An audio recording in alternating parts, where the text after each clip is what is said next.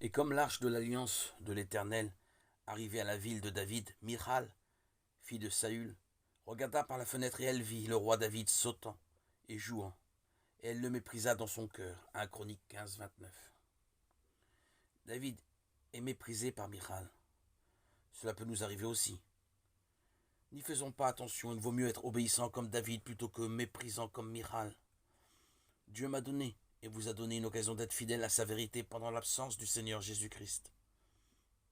Nous savons que le Saint-Esprit est toujours dans l'assemblée sur la terre, et plusieurs, par la grâce de Dieu, ont appris la vérité concernant son assemblée, et ce que signifie être assemblé au nom du Seigneur Jésus-Christ. Eh bien, si nous connaissons cette vérité, soyons fidèles à ce qu'elle nous enseigne. Marchons dans la liberté qu'elle nous donne. Certains voulaient se détourner de Paul et de l'appel céleste qu'il présentait. Nous courons le même danger. Or, c'est un grand privilège et une faveur de la part de Dieu s'il nous a éclairés et nous a donné de chercher à agir selon la lumière des vérités retrouvées. Nous les avons par la grâce de Dieu. Cela devrait-il nous enorgueillir? Que Dieu nous en garde. C'est la grâce qui nous a appelés lorsque nous étions pécheurs. Et si Dieu nous a donné la lumière et la vérité sur l'assemblée, sur ce que veut dire être réunis au nom du Seigneur et sur ce qu'est réellement l'exercice des dons qu'il a donnés à son assemblée, tout cela est une immense faveur.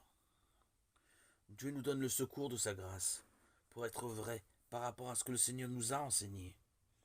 Il a dit à quiconque il sera donné, et à quiconque n'a pas cela, cela même qu'il paraît avoir lui sera ôté. Luc 8, 18.